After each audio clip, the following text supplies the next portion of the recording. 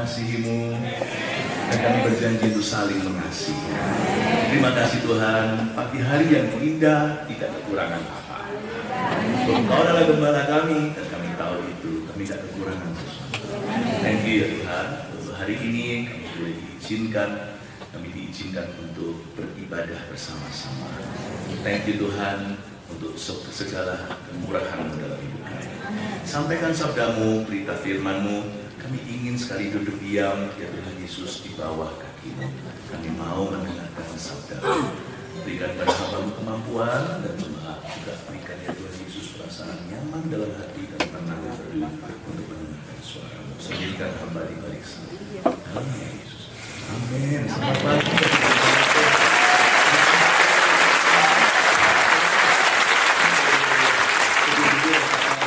I love my church. Silakan duduk ya.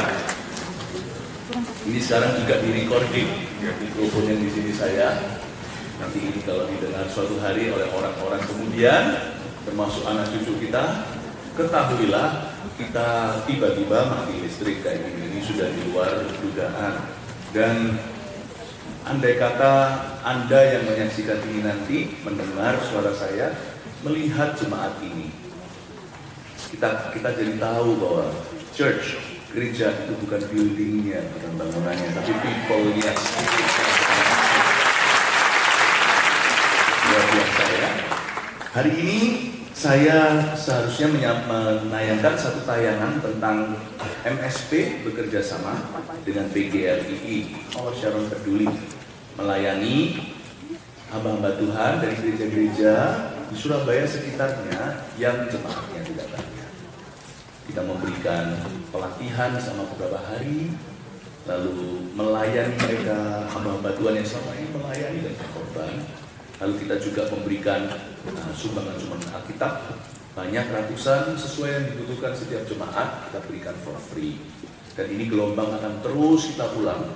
Dalam tahun, setiap tahun itu berapa gelombang, 30 pasang hamba-hamba Tuhan, dan terus-menerus seluruh Indonesia. Kita harus terus membantu gereja-gereja yang butuh. Kita berdiri untuk satu tujuan.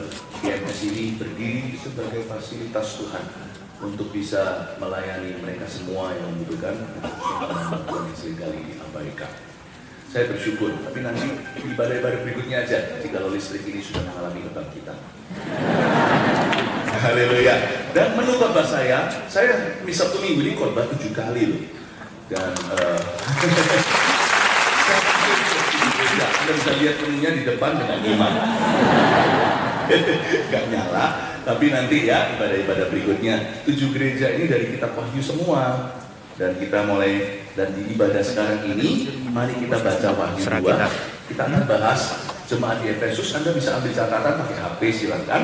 Ya apa? Kepada jemaat di Efesus, kasih judul Efesus .2, jebakan gereja modern dan relevan. Nah, saya mau jelaskan, ya? Gereja modern sekarang ini, di abad sekarang, agak wet nggak apa-apa.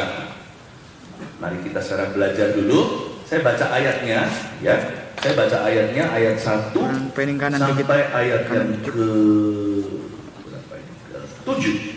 Tuliskanlah kepada malaikat jemaat di Efesus, inilah firman dari Dia yang memegang ke-7 bintang itu di tangan kanannya dan berjalan di antara ke-7 kaki Dia emas itu.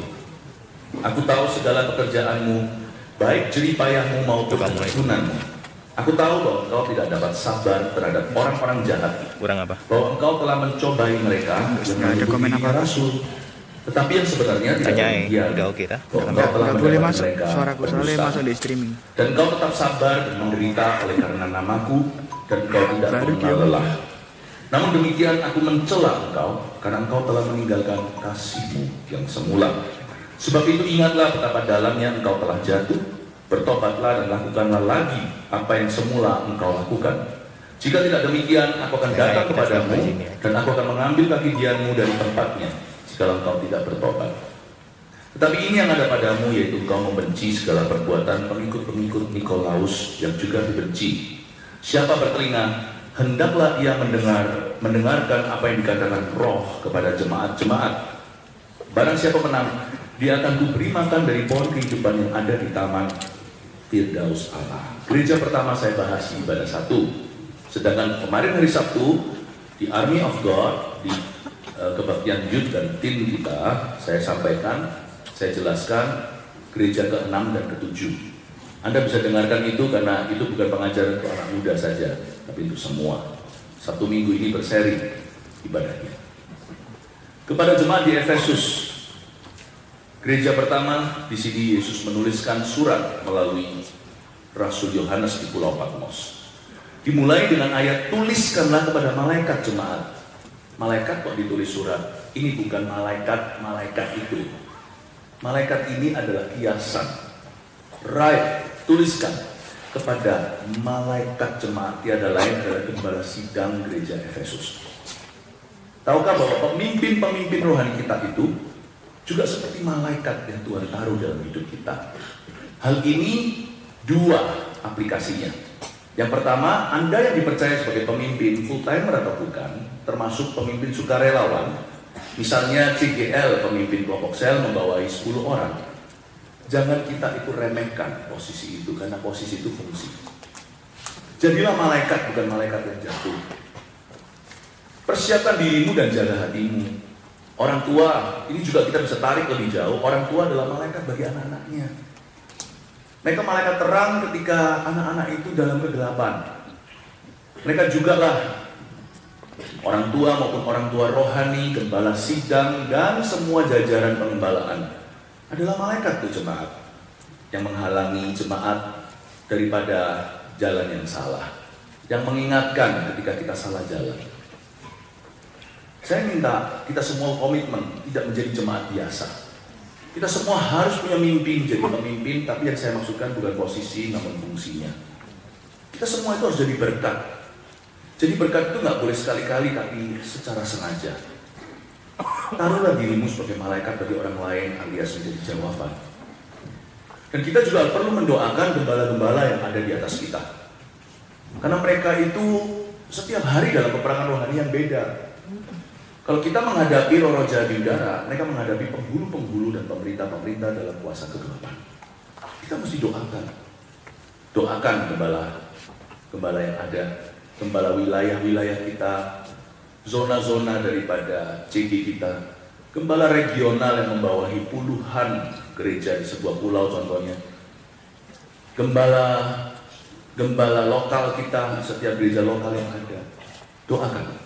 Juga doakan kami, doakan saya dan keluarga saya. Jangan lupa kami hanya manusia. Mereka adalah malaikat-malaikat yang Tuhan taruh di situ. Kita mesti doakan mereka. Jadi ini bukan malaikat beneran. Malaikat nggak usah tulis surat. Ini manusia. Tuliskan pada malaikat jemaat di Efesus. Efesus adalah sebuah kota yang sangat terkenal di zaman itu. Berada di benua Turki. Dan Efesus ini bukan hanya terkenal kotanya, ada sebuah gereja yang ternama di dalamnya, gereja Efesus namanya.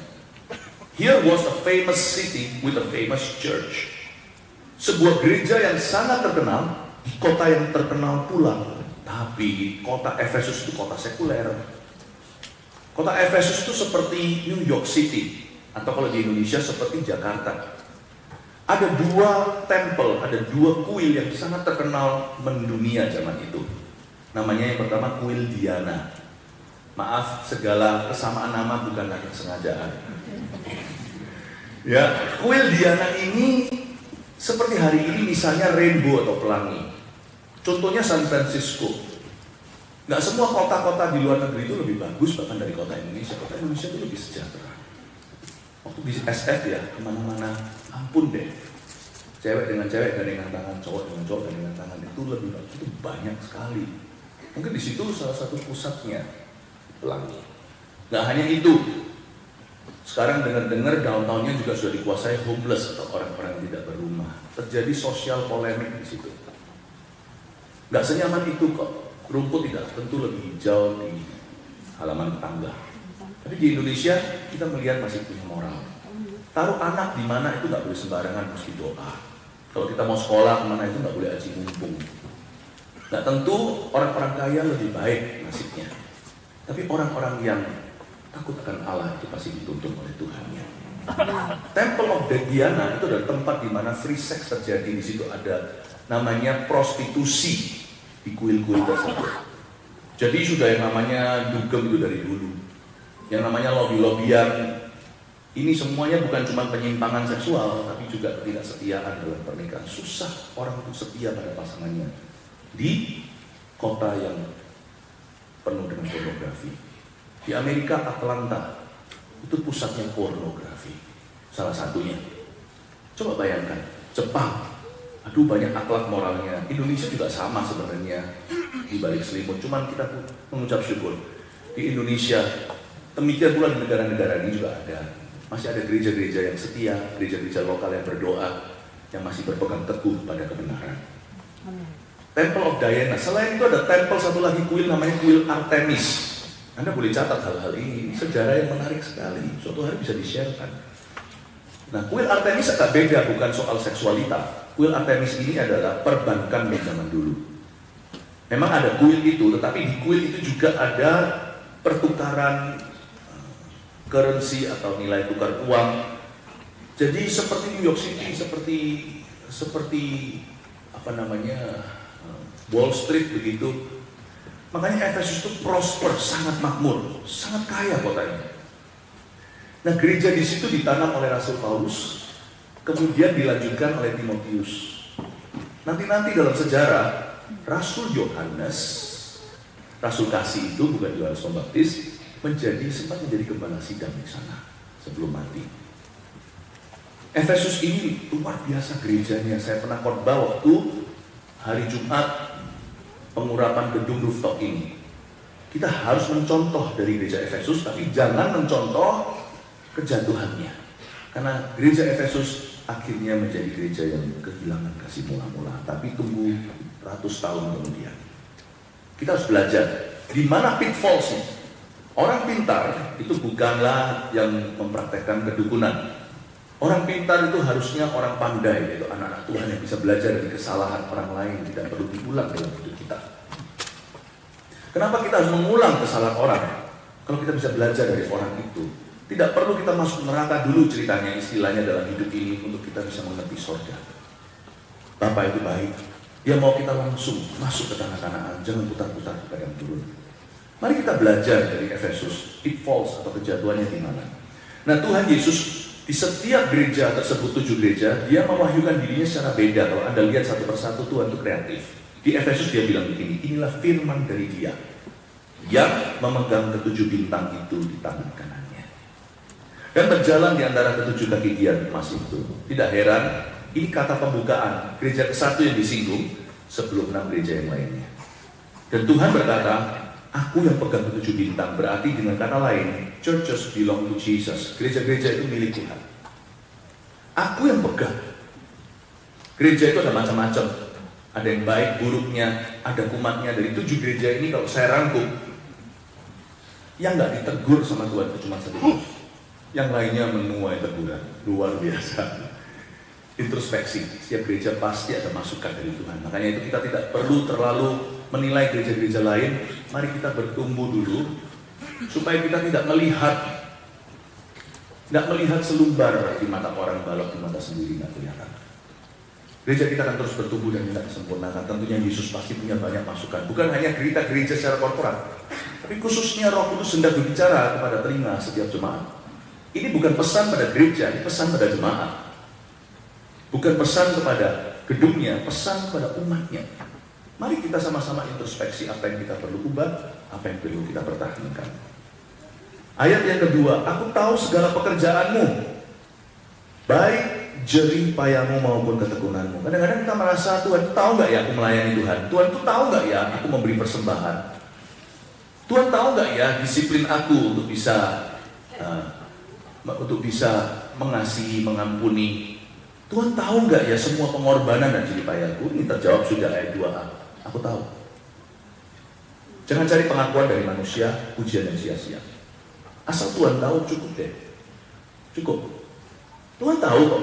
Kadang-kadang kalau kita misalnya difitnah, dikata-katai orang ya, cukup kita punya kesaksian begini. Asal Tuhan tahu hatiku. Cukup, teruslah bertumbuh, teruslah berbuat. Kepada orang-orang tertentu Anda perlu jelaskan, tapi tidak perlu pembenaran, tidak perlu Anda itu klarifikasi ke semua pihak, itu nggak perlu, sungguh. Hidup ini terlalu pendek untuk kita menjelaskan diri kita, karena Injil aja kita tidak kerap kali beritakan. Beritakan Tuhan, bukan beritakan diri. Terus bertumbuh, terus berbuah. Tuhan berkata, aku tahu segala pekerjaanmu. Don't worry, jangan khawatir persepsi manusia.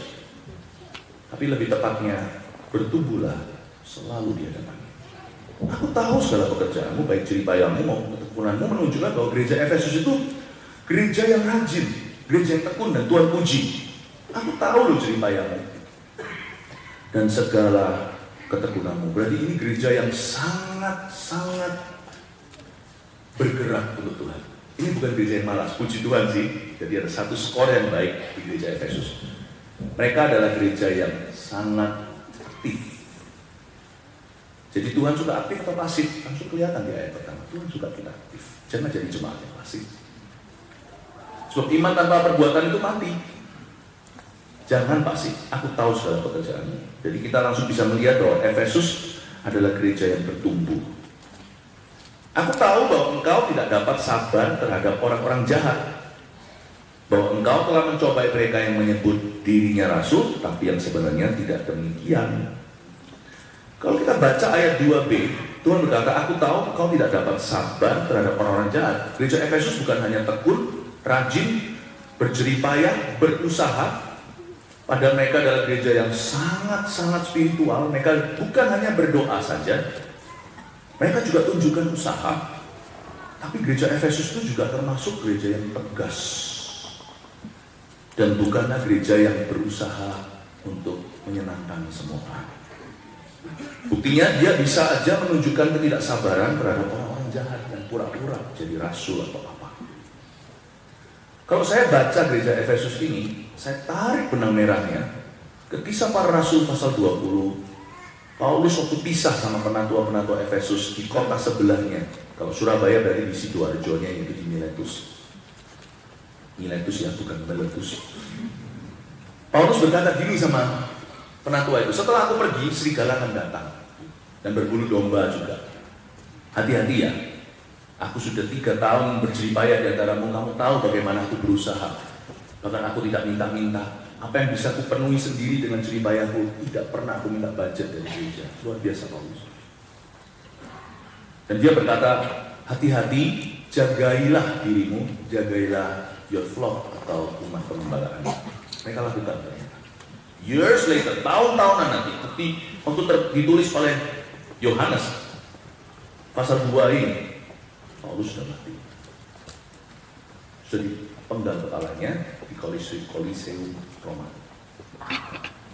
Dan dia berkata, jaga, dan mereka sungguh jaga. Buktinya mereka bisa nggak sabar terhadap orang jahat. Jangan sabar. Jangan sabar kepada orang Anda tidak boleh sabar. Tapi aku sungkan loh, Pastor Philip gimana? Ini kan, kalau pergaulan salah, cabut saudara. Seperti Yusuf lari dari istri Potifar. Jangan sabar. Ada CGL yang terlalu sabar. Di dalam CG-nya, lalu tiba-tiba ada orang dari luar nggak pernah komitmen, nggak menunjukkan kasih, kemurnian, lalu mencoba take over. Padahal CGL-nya di situ. Wah, dia cerita yang ngalor ngidul, nggak keruan, bahkan mengkamiri ini itu, dan pesan-pesannya nggak baik. Jangan lupa loh, Anda itu tuan rumahnya. Anda itu yang saya beri kepercayaan sebagai gembala sidang. Siapa yang diangkat sebagai CGL atau CG leader, itu wakil gembala. CG itu bukan persekutuan doa, bukan untuk undang orang segalanya. Itu ada tempatnya. CG itu extension, kepanjangan tangan daripada mimbar yang Anda rasakan tiap minggu di sini. Kalau saya jadi Anda, saya akan belajar satu ilmu namanya yang nggak bisa kita pelajari di universitas manapun. Ilmu ngekat. Kat? Oh gitu ya, terima kasih. Kasih tepuk tangan, sudah tepuk tangan buyar gitu. Lalu ambil alih. Oke, mari nanti ya, kita bisa lanjut nanti bicara secara private. Mari kita sekarang sama-sama. Saya kasih kesempatan. Andi sudah lama menunggu, silakan. Take over. Jangan sabar. Jangan sabar.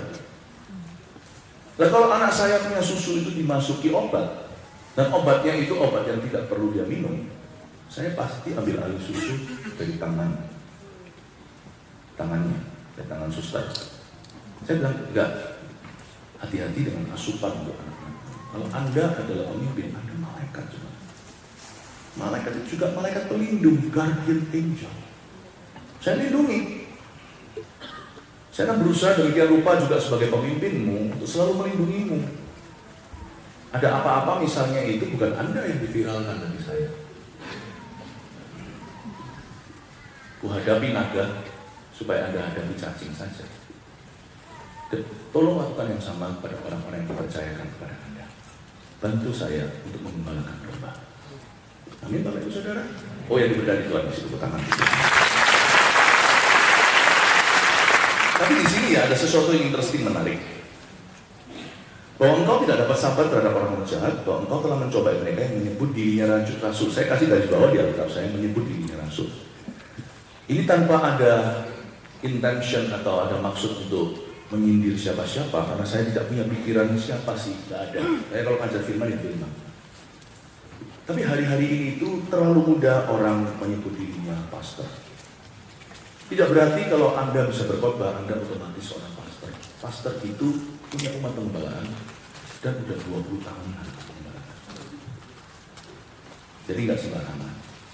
Bukan berarti kalau saya fasilida otomatis saya seorang pastor. Mungkin kalau saya fasilida saya mengkhotbah, betul sih, penceramah.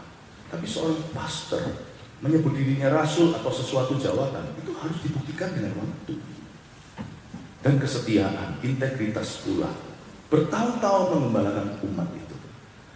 Bukan hanya panggilannya jelas. Bukan, suatu hari ngapain ya, nganggur, buka gereja. Bukan. Tapi ada panggilan dari rumput penggembalaannya seperti Daud itu membunuh singa dan membunuh beruang sebelum dia dikenal oleh masyarakat luas, membunuh Goliat. Ada satu titik balik panggilan Allah yang jelas semak belukar terbakar. Lalu kemudian bertemulah Daud, Yerusalem, Hebron, ada umat pilihan Allah. Jadi di situ ada suatu interaksi di mana kepercayaan Allah dan kepercayaan manusia dan itu berjalan sekian lama. Tidak, makanya itu orang-orang Efesus tidak segampang itu. Aku rasul dari mana? Rasul itu punya ladang kerasulannya. Tunjukkan cincin kerasulanmu. Gak bisa tunjukkan. Rasul misalnya rasul jemaat, rasul gereja yang merintis gereja-gereja di mana-mana kan kelihatan. Bapak rohani, bapak gereja itu kan kelihatan. Tidak bisa ditipu itu, bukan karena judul di depannya dikasih nama rasul. Bukan. Rasul yang sesungguhnya tidak akan mungkin akan menulis dirinya rasul dikasih nama mana-mana, paling namanya aja. Kalau tulis surat sama orang lain lebih baik kita merendah, misalnya Pak, saya Philip. Dia mau panggil Pak Philip kek, Pastor Philip kek, silakan. Kita nggak usah tulis gelar-gelar kita lah kalau kita ngomong sama orang misalnya WA-an. Biar orang lain yang menggelarimu. Tapi kalau kita panggil orang lain, panggil dia Pak, panggil dia Bu. Kalau saya punya kebiasaan di WA, saya selalu terakhir yang balas. Peduli amat kalau dia junior saya selalu usahakan. Dan kalau saya lagi tulis di chatting gitu ya, gimana ngomong sama seorang kenal baru atau sudah lama, kalau saya sebut Pak, saya kasih selalu sengaja kembali lagi saya hapus P huruf kecilnya tak ganti huruf besar, Pak huruf besar. Tapi kalau nulis sendiri, saya tulis huruf kecil. Belajarlah. Orang itu kalau semakin dipakai Tuhan, kita harus belajar semakin merendah. Amin. Tanpa harus merendah pun nanti pasti akan ada orang-orang yang melihat Anda sukses, akan iri hati itu ada. So don't worry, asal kita itu selalu menempatkan diri di hadapan Tuhan. Dan di sini Yohanes berkata, kamu nggak sabar terhadap orang jahat, dan kamu mencobai mereka yang menyebut dirinya rasul. Mari kita sama-sama belajar untuk lebih discernment ya, karena hari-hari ini mungkin malah banyak orang menyebut dirinya nabi. Itu juga harus hati-hati. Justru kalau nabi itu lain nabi sungguhan, tidak akan kemana-mana obral nubuatan. Nabi itu tidak harus selalu bernubuat. Nabi itu satu jawatan untuk mengarahkan arah-arah besar bangsa, negara, gereja. Ada yang namanya retail kecil-kecilnya atau ala carte-nya. Kalau kita makan di restoran itu ala carte, pesan, bukan all you can eat, bukan buffet, makan yang banyak, bayar satu harga, tapi Anda pesan dari off the menu satu persatu. Adalah nubuatan ini itu. Nabi itu bukan di pisau kecilnya, Nabi itu di gada besarnya. Hanya karena seorang bisa bernubuat bukan berarti dia nabi. Hanya karena seorang bisa ngetik bukan berarti dia sekretaris. Hanya karena satu orang itu bisa sepak bola, bal-balan gitu ya, bukan berarti dia Ronaldo. Saya ingin kita semuanya untuk mawas diri bahwa nggak usah peduli dengan namanya gelar-gelar dan jabatan. Yang penting kita itu berbuah, berguna, berdampak bagi orang lain, belajar melayani dengan setia, dan Tuhan niscaya akan menambahkan kepercayaannya dalam kehidupanmu. Kasih tepuk tangan untuk Tuhan Yesus, haleluya. Yang sebelah itu maaf ya, kepala saya terhalang terus dengan speaker sementara. Halo, shalom. Dengar apa? Oke, puji Tuhan.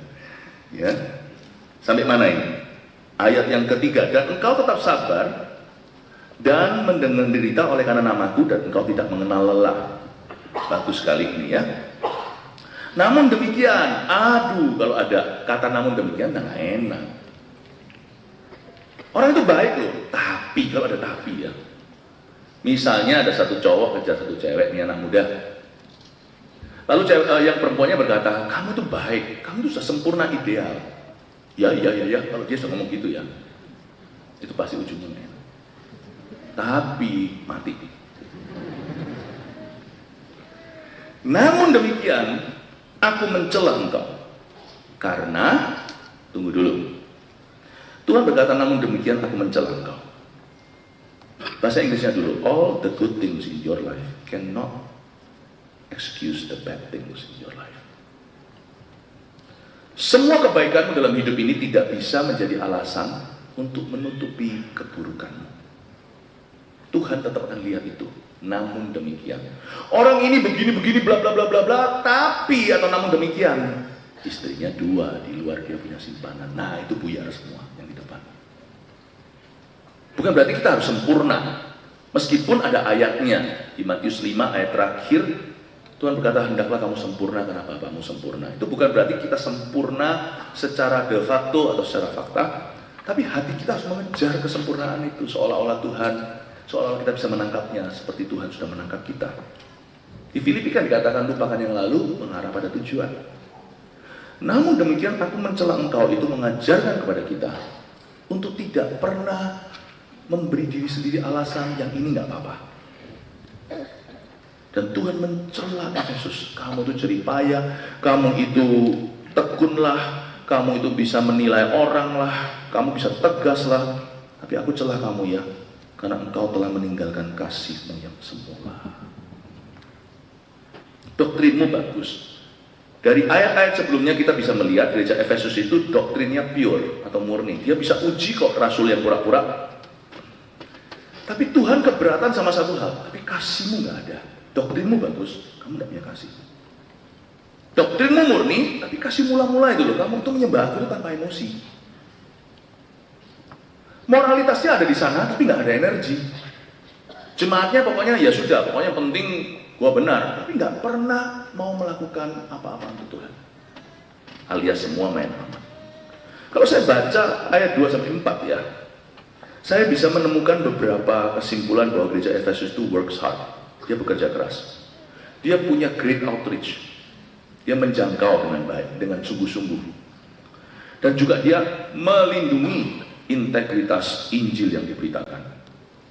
Tapi gereja Efesus sudah gak punya ekspresi, gak punya kasih. Bayangkan jikalau suami atau istri Anda menjadi suami yang baik, tapi gak pernah menunjukkan cinta kepadamu. Coba, lama-lama Anda mikir, ini suamiku atau kokoku? Kalau istri juga tidak pernah menunjukkan ekspresi cinta kepada Anda, lama-lama Anda berkata, dia ini istriku atau saudariku perempuan? Tuhan juga mikir, gereja ini semua melakukannya benar, tapi kok gak mencintai aku ya? Apa yang Tuhan mau? Bukankah mengasihi itu taat? Iya, mengasihi bukan sekedar taat. Makanya Alkitab mengatakan, kasihilah Tuhan Allahmu sebelum dengan pikiranmu, akal budi, kekuatan, maksudnya kehidupan, dengan hatimu. Your heart is cold. Hatimu dingin. Makanya saya bersyukur tadi kita mati lampu, coba lihat. Wah, enggak.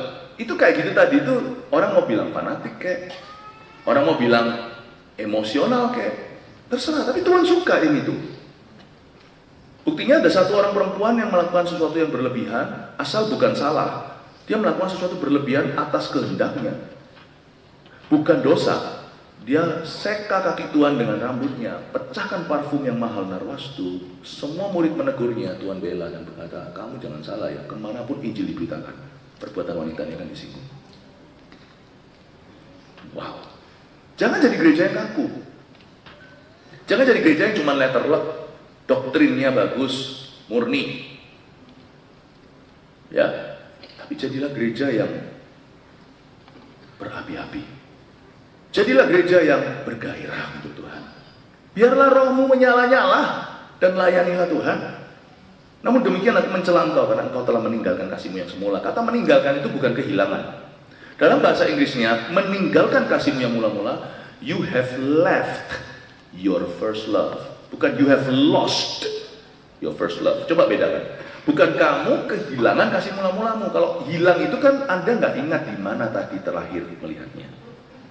Anda nggak ingat hilangnya di mana, dan juga itu nggak sengaja terjadinya. Tidak ada orang berkata aku hilang, itu kalau sengaja namanya aku buang.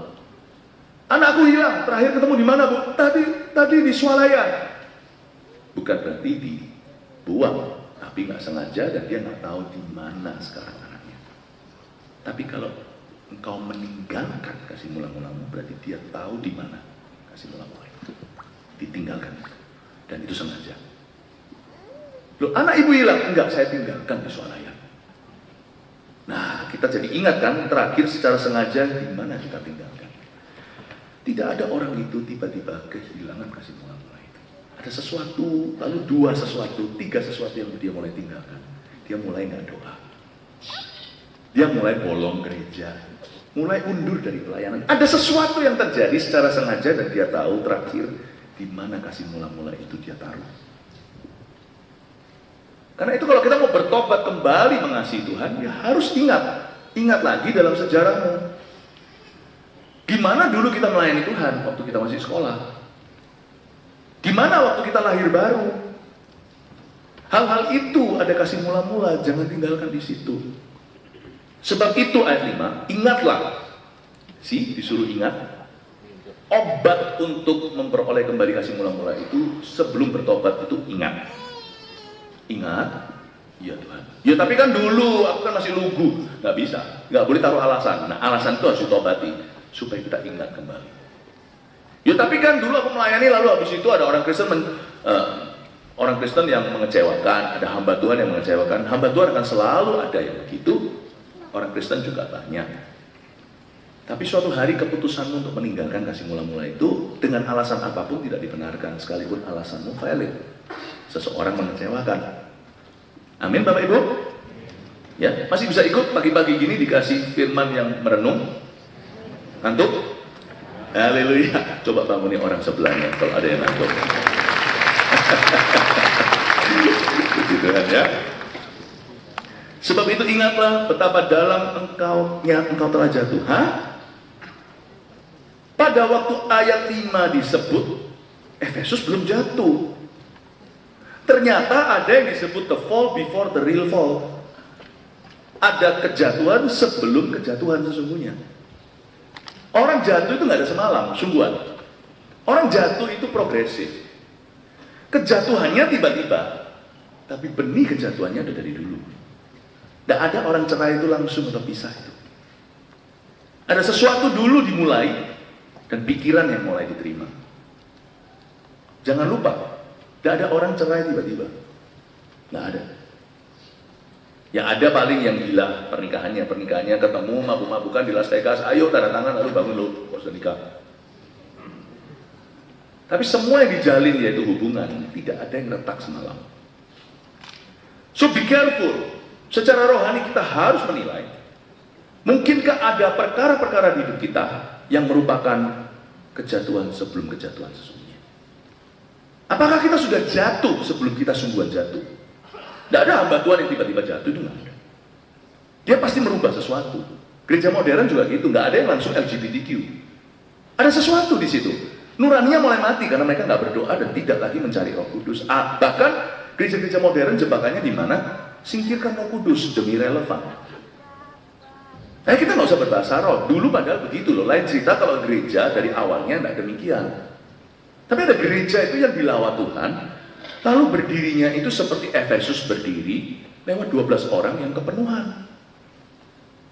Awalnya dia dibaptis oleh Yohanes, lalu dia dibaptiskan dalam nama Bapa, Putra, Roh Kudus, yaitu dibaptiskan dalam pertobatan dalam nama Yesus. Kisah Para Rasul 19. Mungkin suatu waktu mereka berkata, gereja lain juga begitu. Zaman sekarang tuh relevan. Orang kalau masuk ke gereja nanti mikir apa? Dan dulu waktu 12 orang mikir apa? Kok mereka kepenuhan jadi puluhan ribu? Bukannya harusnya kita menarik dunia, bukan kita ditarik oleh mereka. Kita nggak jadi aneh kok. Buktinya Efesus jadi keren. Keren gerejanya. Tapi keren gerejanya mulai undur spiritnya. Ya apa ya? Udahlah kita berubah. Tiba-tiba di tengah jalan itu misah sama Roh Kudus. Ngakunya sih nggak misah, tapi misah. Karena ada suatu perubahan yang disengaja, yang dulu itu merupakan kasih mula-mula. Lalu apa dong dulu? Dulu itu kesalahan. Lalu apa dong dulu itu? Dulu keteledoran. Beranikah kita menyebut Roh Kudus itu keteledoran dalam hidup kita? Kalau gitu dulu apa dong? Dulu itu mungkin ketidaksengajaan, keluguan. Ya dulu kan kita belum tahu, kita belum berteologi. Bukan lebih baik menurut saya sih zaman-zaman itu murni? Bukankah malah justru bertumbuh gerejanya? Amin Bapak Ibu. Kita sekarang hati-hati dengan gitu. Lalu mulai mundur tuh. Setelah itu mulai lemahlah kesaksian iman, kesaksian roh mulai pelan. Lalu gereja mulai hanya memakai logika. Bukan berarti gereja penuh Roh Kudus tidak pakai logis. Untuk menyampaikan firman gini pun harus mikir pagi hari kebaktian 1. Siapa bilang karisma Roh Kudus itu berarti cetek atau dangkal firman? Bukannya justru lewat Roh Kudus kita bisa mengerti firman. Tapi lambat laun sudah nggak bisa misahkan antara logika dan pembaharuan akal budi. Lama-lama orang mulai masuk sini dan pelan-pelan setelah 5-10 tahun kasih Tuhan pun interpretasinya beda. Tuhan menerima semua orang kok. Gak apa-apa lah. Gereja kita itu menerima semua orang. Gak ada neraka. Tuhan tuh begitu baik. Kasihnya itu sempurna. Mana mungkin Tuhan lempar kita ke neraka? Ayo. Dan mulailah yang namanya kompromi. Bukan karena sengaja, tapi memang karena mati iman sudah gak nyala lagi. Di mana kurang api, di situ kurang cahaya. Jangan lupa ya. Makanya orang kalau mau bercahaya, kalau nggak berapi-api susah. Karena api itu cahaya. Iya ya Tuhan. Jadi lama-lama lambat laun mulai undur. Masuklah pemahaman-pemahaman dunia. I think it's okay, gereja kita terus melayani semua orang di masyarakat. Pelangi-pelangi, alangkah indahmu, merah kuning hijau, di langit yang biru, penuhilah lukismu agung, siapa gerangan pelangi-pelangi, LGBTQ Tuhan. Mulai boleh, silakan. Kumis ketemu kumis pun kami berkati. Tidak ada gereja yang tiba-tiba mati. Sesuatu terjadi di tengah-tengah jalan, sesuatu disingkirkan. Gereja ini yang kami gembalakan akan sampai Tuhan datang dengan iman saja teruskan. Tidak akan mengubah stance-nya, kita akan memberitakan Injil, tidak kompromi bahwa Alkitab adalah firman Allah, kita akan tetap mencintai Roh Kudus sampai mati. Amin Bapak Ibu Saudara. Namun demikian aku mencela engkau telah meninggalkan kasihmu yang semula. Sebab itu ingatlah betapa dalamnya engkau telah jatuh, bertobatlah dan lakukan lagi apa yang semula kau lakukan. Jika tidak demikian, aku akan datang kepadamu dan aku akan mengambil kaki dianmu dari tempatnya jika engkau tidak bertobat. Mengambil kaki dianmu dari tempatnya. Ini saya sebut sebagai gereja Ikabod. Dalam bahasa Ibrani, Ikabod itu artinya kemuliaan Allah telah tiada. Enak buat orang-orang Jawa. Ikabod, kalau seumpamanya tidak ada ikannya, tidak ada i-nya di depan, maka kabod. Kabod itu artinya glory, kemuliaan. Ya, kabod itu glory atau kemuliaan. Kemuliaan dalam bahasa Ibrani itu artinya berat. Jadi mirip dengan bahasa Jawa, abot.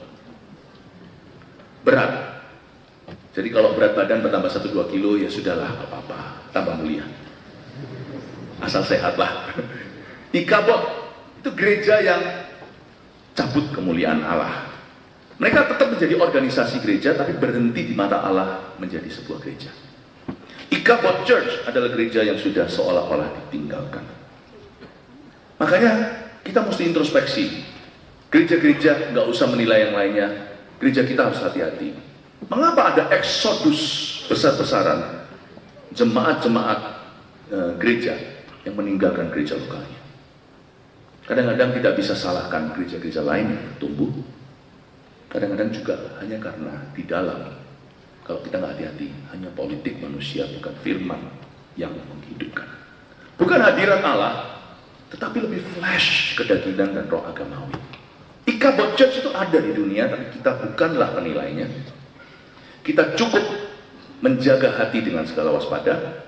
Gereja-gereja yang tetap berdiri sebagai gedung gereja, namun sudah tidak ada, seolah-olah sudah tidak ada aktivitas roh di dalamnya. Ikabot Church itu mengambil bagian dari tempatnya.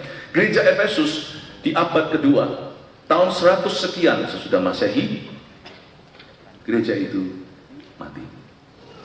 Sayang sih. Tapi saya mengucap syukur pada Tuhan bahwa kita harus jaga hati dengan segala waspada, jaga diri, jaga gereja, karena kita butuh, anak cucu kita butuh gereja ini. Dan kalau kita menjaganya, saya rasa kita nggak perlu menjaganya sampai 100 tahun, 150 tahun, 200 tahun, karena saya nggak yakin dunia ini punya segitu lama sebelum Tuhan datang. Saya nggak tahu kapan, tapi saya tahu nggak akan ratusan tahun. Kalau melihat sekarang ini, gunjang-ganjing dunia rasanya tidak lama. Sejak tahun 1948, yaitu sejak Israel menjadi negara, boleh dikatakan bukan hanya kita sudah ada di akhir zaman, kan akhir zaman dimulai ketika Yesus naik ke sorga, tapi kita sudah ada di ujungnya, penghujungnya akhir zaman. Kita nggak tahu, karena nubuatan-nubuatan digenapi waktu Israel menjadi sebuah negara. Saya ingin sekali untuk kita mengingat bahwa kita harus menjaga gereja kita, karena gereja kita adalah tempat rumah rohani bagi anak cucu kita. Tapi yang ada padamu ayat 6, yaitu engkau membenci segala perbuatan pengikut-pengikut Nikolaus yang juga aku benci. Nanti saya di ibadah-ibadah berikutnya coba saya jabarkan Nikolaus lebih jelas lagi. Intinya Nikolaus adalah orang yang mencoba memodernisasi gereja.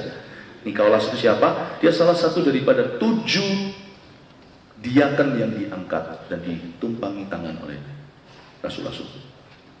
Tapi dia mengambil arah yang salah, mencoba memodernisasi gereja. Di zaman itu dia mencoba bukan mereformasi gereja, dia mencoba, dan lewat niat hatinya dia justru membuat gereja itu mundur total.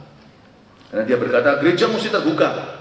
Memang terbuka, tapi nggak segala sesuatu pintu kita buka. Kita nggak akan buka kalau kita jelas-jelas tahu seorang hidup ganda punya simpanan. Masa mungkin kita izinkan melayani? Apalagi melayani sebagai pemimpin. Gereja tidak liberal. Dimanapun juga kita harus membuka wawasan. Buka wawasan itu tidak berarti kita itu menjadi gereja yang menghalalkan segala sesuatu. Salah satu daripada gereja nanti ditegur sama Tuhan adalah gereja yang membiarkan kesalahan terjadi di dalam tubuhnya. Nanti salah satu ibadah saya akan jelaskan itu. Pengikut Nikolaus diusir dari Efesus. Mereka nggak tahan sendiri. Efesus punya musuh-musuh. Saya yakin pengikut Nikolaus pasti bicaranya luar biasa menentang mereka. Efesus itu gini, Efesus itu gitu.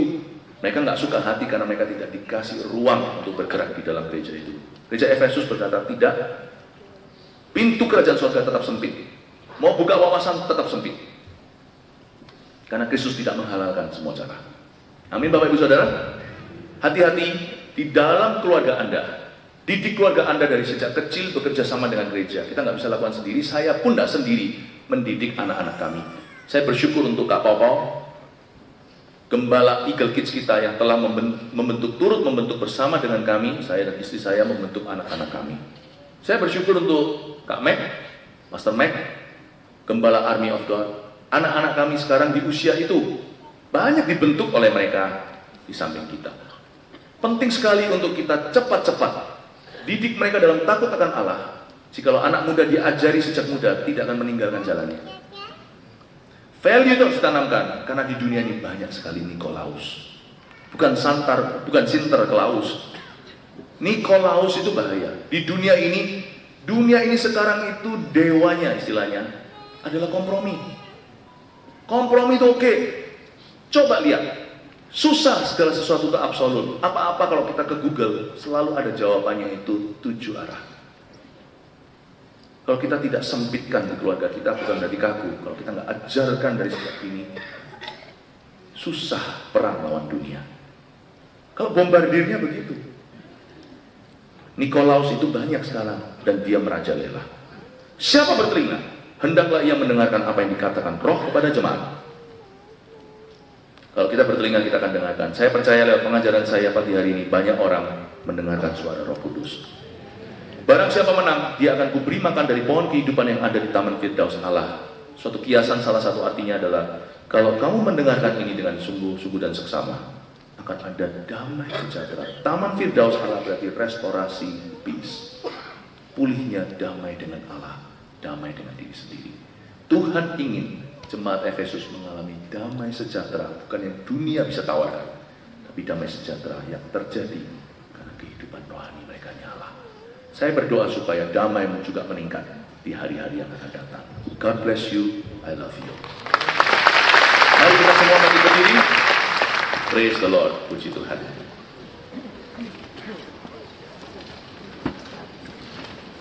Enak juga sih khotbah tanpa listrik. Lama-lama kita matikan aja terus listriknya. Jesus loves you.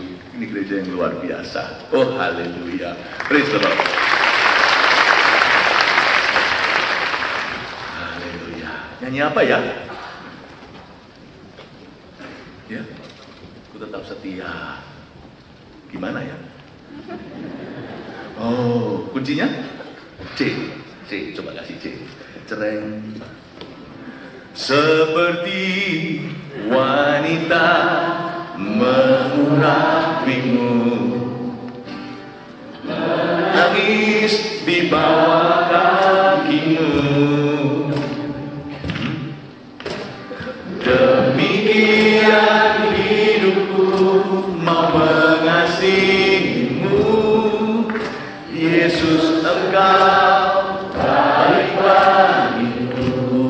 Seperti wanita,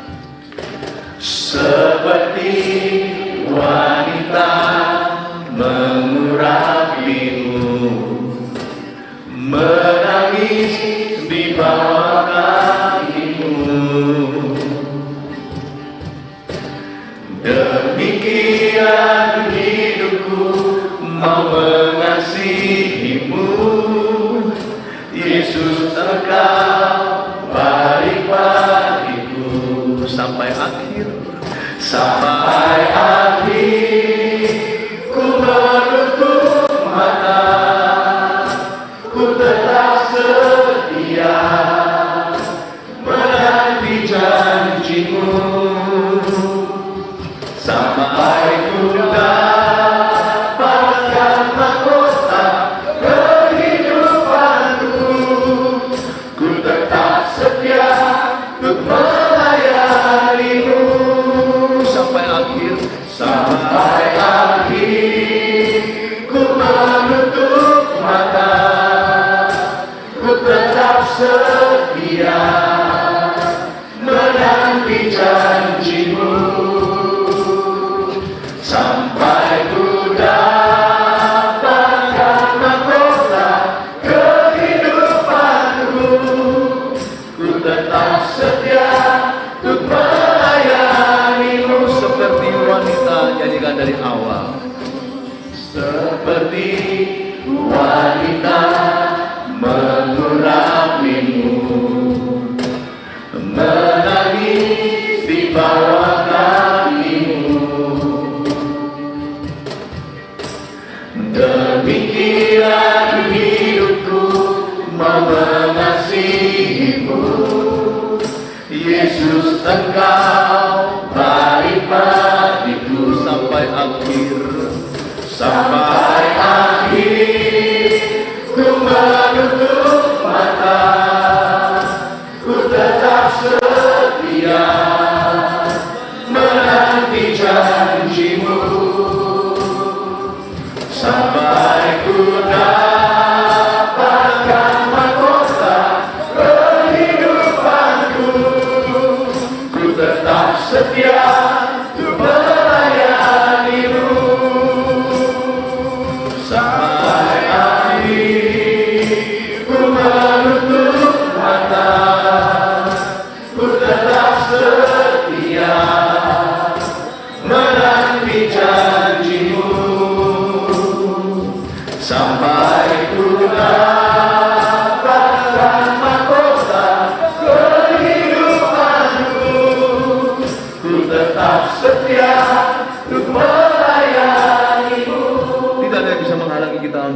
ke depan didoakan seperti biasanya tiap minggu.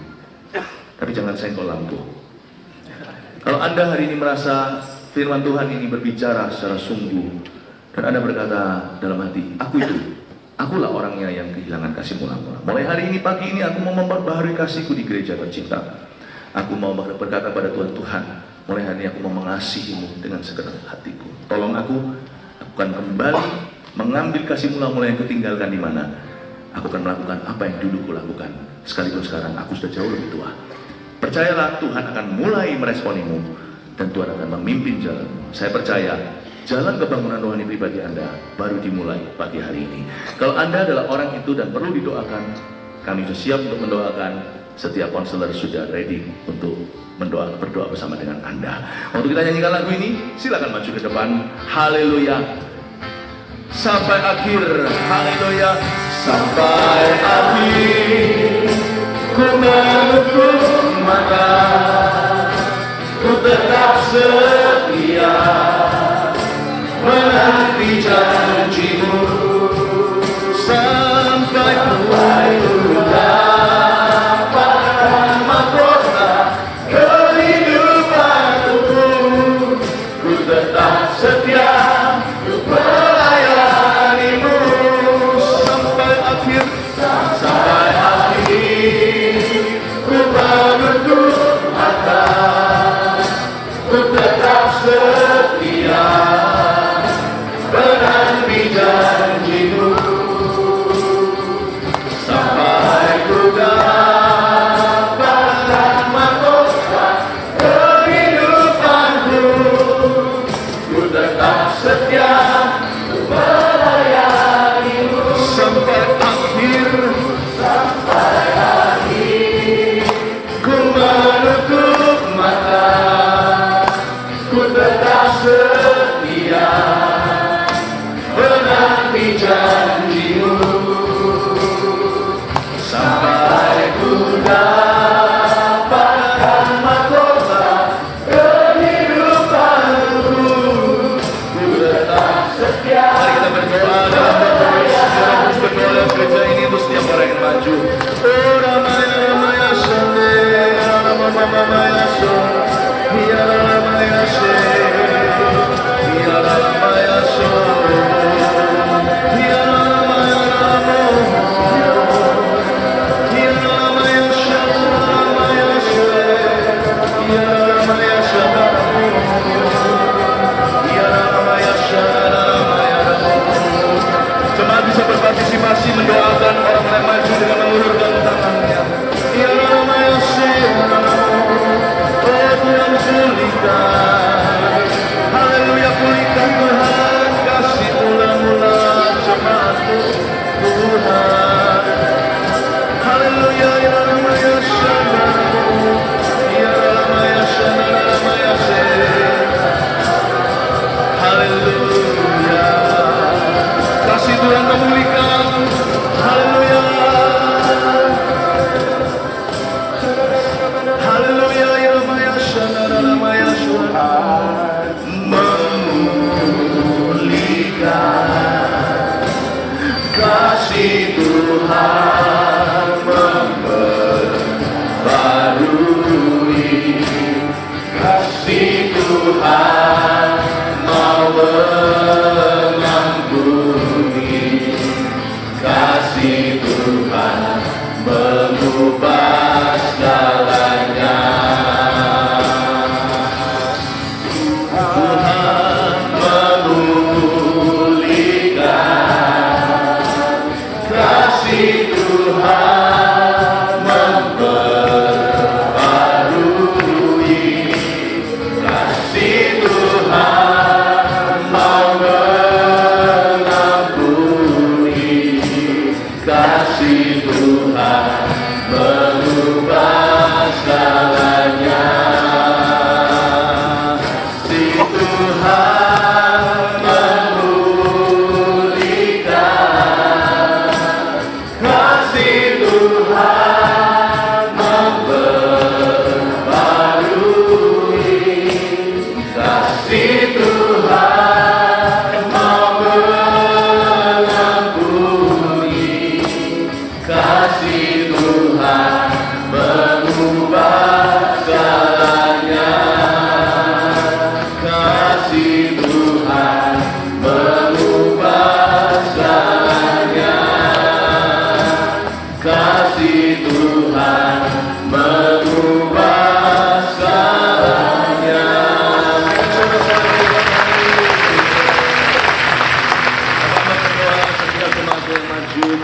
perbaharui iman mereka.